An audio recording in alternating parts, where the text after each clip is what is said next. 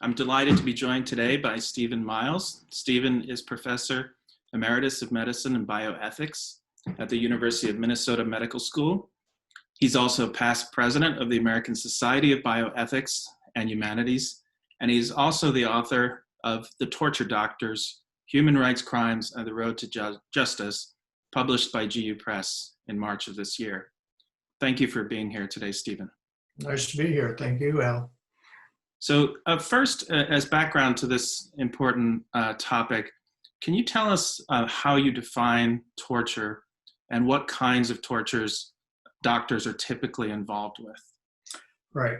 Torture is a very specific definition in international law. It refers to extreme violence that is intentionally inflicted on an individual, either psychological or physical violence, by somebody who is acting in an official capacity as an agent of the government. So it does not include, for example, some psycho who locks somebody in a basement in Philadelphia. It has to be done by a government. Torture doctors are physicians who work with the government to either inflict or conceal the torture. Thank you. So for most of us, I think when we hear the word doctors and torture, we think of the Nazis kind of immediately. And I was wondering if you could, to broaden our perspective, kind of give us a historical overview of this phenomenon. Right. At the end of World War II, there was a brief moment of accountability for some of the Nazi doctors who had done horrendous experiments on death camp inmates. The first one of these was actually discovered by a Canadian psychiatrist who was working in one of the death camps. Was one where a guy was given a drug and then deliberately killed so that the eye could be studied. After the war, a bunch of these docs were put on trial at Nuremberg after the Nazi leadership was tried. Several of them were executed, imprisoned, and a couple were acquitted.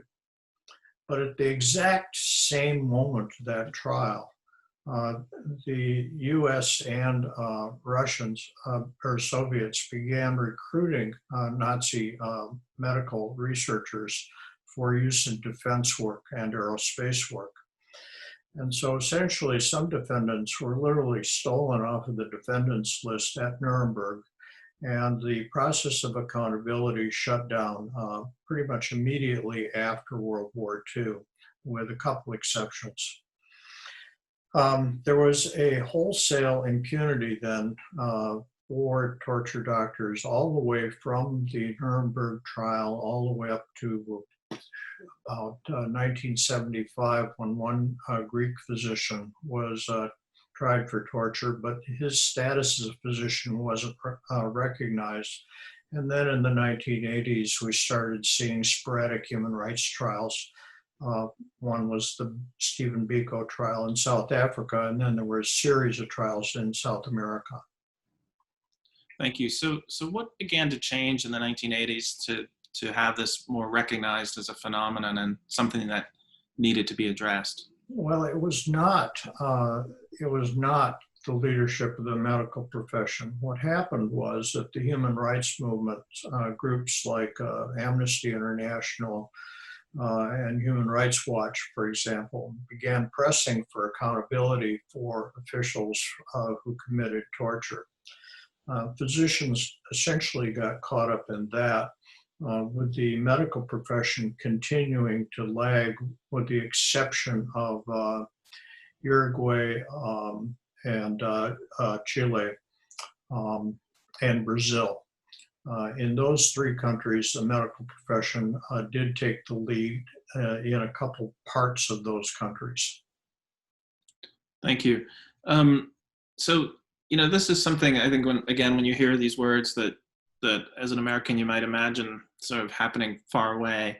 Can you describe the kind of global map of torture doctoring, and are there differences between autocratic regimes and democratic regimes in the Sure. of this phenomenon? First off, torture itself is practiced probably in around 120, maybe 140 or 50 countries. And torture doctors are built into the practice of torture in all of those countries. They have several roles.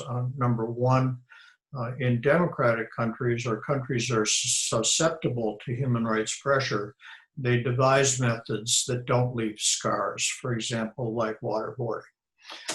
In other countries, they will falsify death certificates saying that a death occurred by, say, natural cause or heart attack, when in fact it was a result of torture.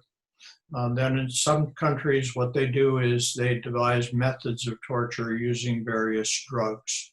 They use various medical equipment like rectal tubes to press semi-solid masses up the rectum to cause pain. And then in other countries, what they do is they titer the torture up or down so that the person doesn't die where the person's intended to live. So it's a variety of actions. The principal difference between the democratic and closed societies is that the societies that are part of open society are more likely to be interested in torture that doesn't leave scars. Thank you. And are there countries in the world or regions of the world where this is a particular problem in the current day? In the current day, essentially the process is widespread pretty much throughout Africa. There's a fascinating piece that's a legacy of the British Empire, and that is that the Brits developed medically supervised flogging and then pretty much disseminated that through the entire empire and Commonwealth. So you see it, for example, in places, Singapore, India, Pakistan, some of the former English empire states in Africa as well. England itself didn't get rid of flogging, medically supervised flogging, until the mid-1970s. Wow. And when did that practice start? When did the British begin to develop? You can trace it pretty much back into the early 18th century.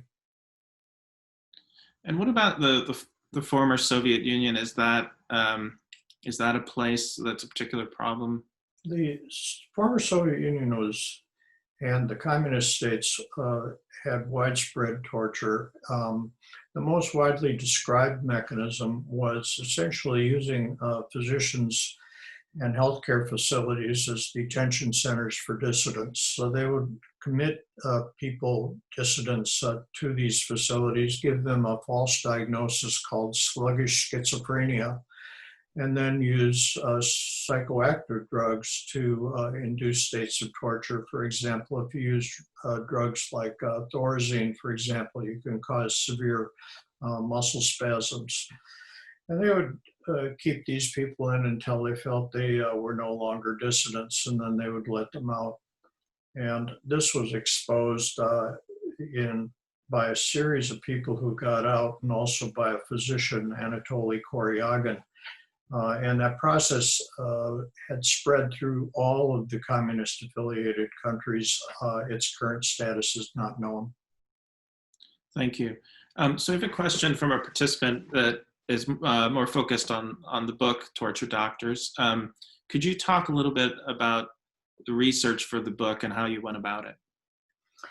The research took about 15 years or so. Basically, what I did was I set up a multilingual language search using the word doctors and torture in multiple languages. And then I would use Google Translator to translate those. And if it looked like I had a hit, that is, if the thing wasn't clearly irrelevant, then I would have somebody who knew the language take a look at it. By running that search for 15 years, I picked up anecdotes that I could trace to primary sources. The book largely focused on primary sources, there were some newspapers who specifically focused on and had research teams working on this, for example, in Argentina. So I used those. But Catholic Church, for example, had a huge project working on this in Sao Paulo. in Brazil, and I'd use that kind of material. Thank you. Did you conduct interviews at all? No, I did no interviews. I purely relied uh, on other research, court transcripts, verdicts from courts, medical records where I could see them, medical licensing board proceedings, that kind of material. Not general newspaper accounts unless I could get back to a primary source. Right, thank you. And how did you first, as a scholar, become interested in this phenomenon?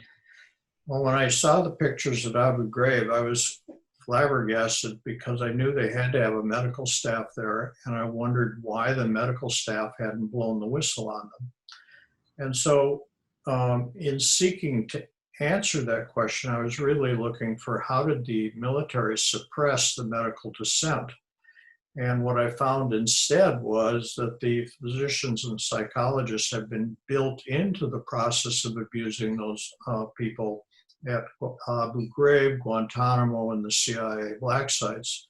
And then the question was, well, A, how did they build them in?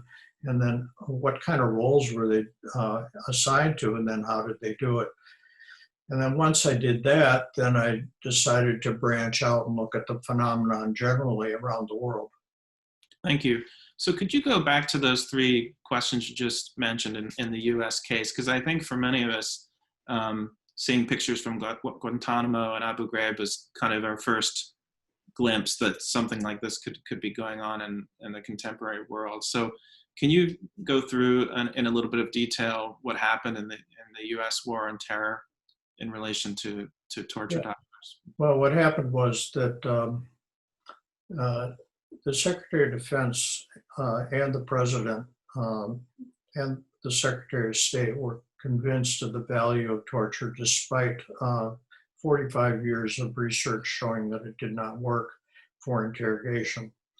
That is, the research showed that you got false information, you got information that took you on false raids, for example, to address it, that it alienated populations, and that it alienated the person you tortured so he would be non-recruitable for being an informer.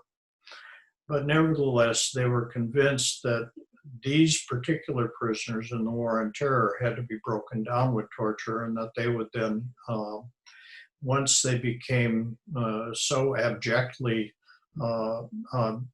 abused, that they would at that point yield information. That was a spurious hypothesis. It was never, interestingly enough, I find no evidence they ever looked at the research going back. And so what happened then was they built this process to break prisoners down and created behavioral science consultation teams, which they originally had physicians, psychiatrists in charge of, and then they moved to psychologists who were in charge of breaking people down. Under Rumsfeld, Secretary of Defense Rumsfeld, they built an operation so that the psychologists were responsible to intelligence gathering rather than to the well-being of prisoners. And at that point, the prisoners lost an advocate for their mental health, as that advocacy role was subverted to a bizarre and brutal interrogation scheme. Thank you. And I remember some controversies around these psychologists and the American Psychological Association. Were they ever held accountable by their professional body? No, none of them were held accountable by a professional body. The American Psychological Association did not hold them accountable. Multiple complaints went into licensing boards, and they were not held accountable by any licensing board. And the same goes for physicians. There were complaints against physicians. None of those physicians were held accountable. But it's important to recognize, and this is the part about torture. Torture is not a crime like robbing a bank. Torture is a crime committed by a government. And so governments don't hold their own torturers accountable. And that's exactly what happens. That's why impunity is a problem. Thank you. I mean, many people, of course, many American citizens were, disgusted when they learned what was happening in these sites. what changed after the Bush administration left office, and to what extent do these practices still exist today in the U.S.? Well, in general, exposure decreases torture, so there was increased transparency. But as President Obama said, we're going to let the past be the past, so we're not going to go back and do a look back and prosecution of past crimes. This has happened, for example, in Argentina or South Africa or some other countries that have had Truth and Reconciliation Commissions. And indeed, even when places have Truth and Reconciliation Commissions, with rare exception, they leave the rank and file torturers alone.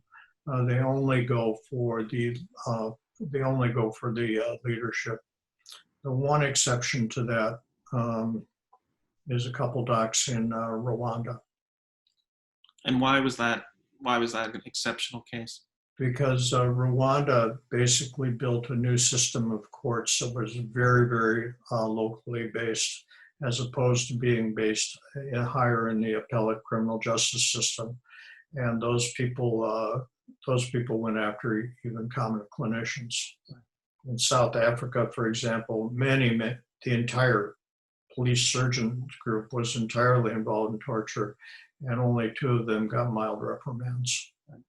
Thank you. So I want to turn to some questions from participants. So the first one is, are there firsthand accounts by doctors, like memoirs, that provide a window onto how a doctor comes to this work, especially in open societies, how they rationalize this work? Or is this simply where psychotic people find a home, so to speak? Yeah, I was interested in that too. And there are firsthand accounts, and there are also psychological evaluations of some of these docs. In general, these docs are careerists, okay? They're not psychotics. They go in because they get paid very well. They get promotions, they get special pensions. This is called battlefield duty, so it's secure work. In general, with very few exceptions, including only 2 that I'm aware of in Nazi Germany, and 1 or 2 in Iraq, they're not coerced. These countries don't have an incentive to coerce doctors to do this, because most of these countries are very short of doctors and they don't want to aggravate a brain drain by having docs flee. So these are voluntary. Most of the people who get into torture are authoritarian, kind of the right wing of the political spectrum, as opposed to the left wing. And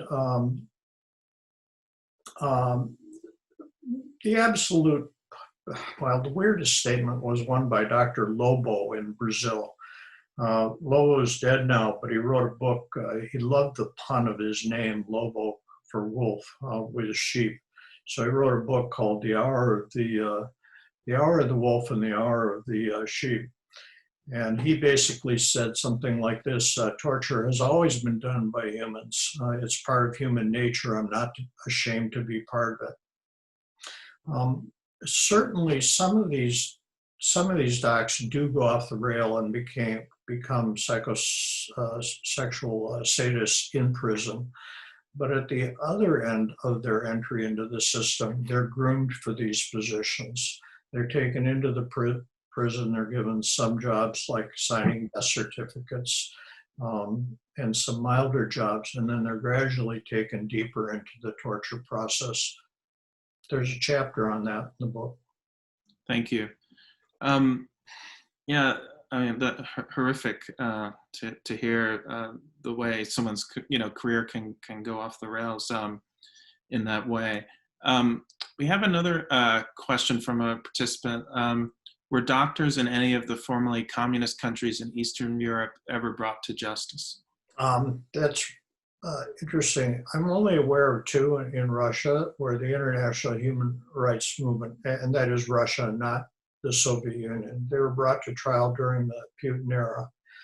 And basically regime in Russia has about a 98% conviction rate. If you go to trial, you're going to get convicted. Two docs were brought in, and they both wound up getting off because the statute of limitations expired while the government ran down the clock. Thank you. So here's another question. Do you have examples of accountability in cases where doctors did not necessarily participate in torture, but did cover it up in their medical assessments, even under the Istanbul Protocol? Yeah, okay. Many doctors cover up assessments of torture. That happened in the United States experience. It happened in Britain and Afghanistan, but it routinely happens where medical records don't record torture-related injuries. Accountability, the only place where that's been imposed on a physician is with regard to death certificates. And in those circumstances where coroners ignore gross trauma and write a death certificate saying natural causes, probably a dozen of those have been held accountable from about 1982 to the present. Thank you. So I have a question. This is my own, kind of going back to the idea of doctors training and how someone might, come to participate in such activities. Can you tell us a little bit about how medical schools teach medical ethics and whether this issue is even mentioned or brought up in a doctor's training? It's rarely mentioned, although I think that it could be handled better. The problem is this is a relatively rare set of clinical activities. So I suggest to schools that they treat this in the context of dual loyalty practices.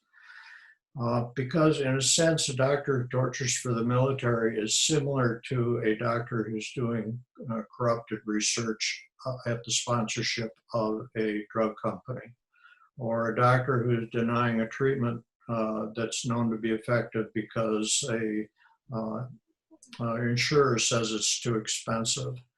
And the question is, how do we teach doctors to recognize the path of what their professionalism calls for in the context where the institutional pressures are corrupting their judgment? It would have been in the United States' interest, a drug company's interest, or an insurer's interest if doctors had a spine. Because once these things go off the rail, enormous damage is done to the institution. Cynicism about research, cynicism about insurance, cynicism about American medical practices have been enormously damaging. And a case can be made, although I don't think it can be proven yet, that by the Americans allowing, for example, medical torture and not imposing punishment, that the process of punishment around the world has actually leveled off where it was rising before. Right. That's interesting. Thank you. You mentioned a few specific countries and truth and reconciliation processes earlier: South Africa, Rwanda, I think Argentina. Is there a case where you think the process was sort of particularly well done, both in terms of what it revealed and the extent to which it punished and held people accountable? Well, even if you take the best case, you wind up with about 200 reports coming in and about 15, 20 being cleared. In most cases, probably up to 10% are cleared, tops. And most places, in fact, 0% are cleared. So I don't think we have a good example yet. We've had a complete failure of leadership on the part of the World Medical Association and national medical associations, which, though they have strong codes against doctors participating in torture, have not done anything to advance the process of holding those doctors accountable. Case manuals on how to conduct cases, ways to receive cases, archives of cases that have been successfully handled for accountability. None of that has been done by any of the medical associations. Thank you. So just we have a few more minutes left, and I was wondering if you could speak a little bit to what in your view could and should be done to make this as rare, a phenomenon as possible. Well, on the medical licensing side, the threat of losing a license should be a severe threat. One of the problems is militaries allow docs who are unlicensed to practice if a civilian board takes it away. So we have to deal with that issue. Secondly, the medical profession has to police itself with regard to eliminating its torture docs. And the World Medical Association has to say that countries that don't do so will not be members of the World Medical Association, but provide tools for them to do it effectively. The policing of international law in this regard is cannot be confined to the top levels, but it has to go down to more of the run-of-the-mill tortures. We process Nazi guards, for example, that the last of those are dying out. We simply have to bring the torturing process down to executive level tortures in the individual prison facilities. Thank you. Well, thank you, Stephen. I really appreciate your being here today and talking with us about this, difficult but very important topic. Thank you. And I wanted to say to everyone that we'll be taking next week off, but we'll be coming back with Books for a Better World on a special date on Wednesday, August 26th, when we'll be talking with Georgetown Professor Maurice Jackson about a very different topic about the history of jazz in Washington, D.C. But thank you again, Stephen, for being here today, and hope everyone has a good day and stays safe and healthy. Thanks, everyone. Bye-bye. Thank you.